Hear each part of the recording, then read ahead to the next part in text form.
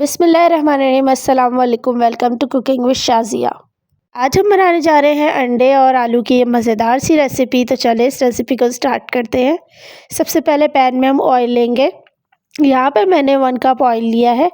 Oil جب اچھی طریقے سے گرم ہو رہا ہے تو اس میں شامل کر دوں گی میں زیرہ۔ یہاں پر میں نے 1 ٹیبل اسپون زیرہ شامل کیا ہے۔ اس کے بعد ہم شامل کر دیں گے ٹماٹر۔ یہاں پر میں نے 2 ٹماٹر کو باریک چاپ کر لیا ہے۔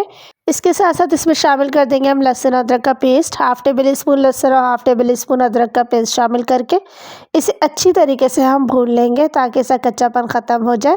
اس کے بعد اس میں ہم شامل کر دیں گے آلو۔ یہاں پر میں نے 4 بڑے آلوؤں کو چھوٹے پیسز میں چاپ کر لیا ہے۔ آلو شامل کرنے کے بعد اسے اچھی طریقے سے ہم مکس کر لیں گے۔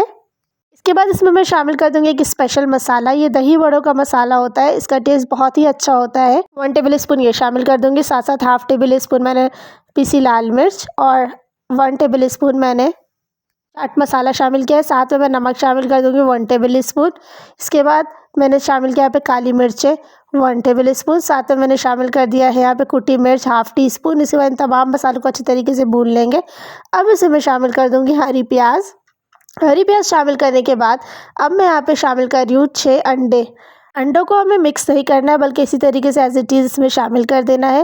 اس کے بعد اب میں اس میں شامل کر دوں گی 2 عدد ہری مرچیں جس کو میں نے چاپ کر لیا تھا۔ ساتھ میں شامل کر دوں گی ہرا دھنیا۔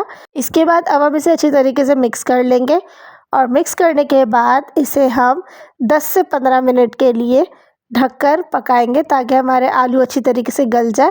اب آپ دیکھ سکتے ہیں کہ آلو ہمارے گل چکے ہیں اور یہ بہت ہی مزیدار سی ڈش بالکل ریڈی ہو چکی ہے۔ کمنٹ سیکشن میں ضرور بتائیے گا کہ آپ کو میری ڈش کیسی لگی۔ حاضر ہوں گی ایک نئی ریسیپی کے ساتھ، تب تک اپنا بہت خیال رکھیے گا۔ اللہ حافظ۔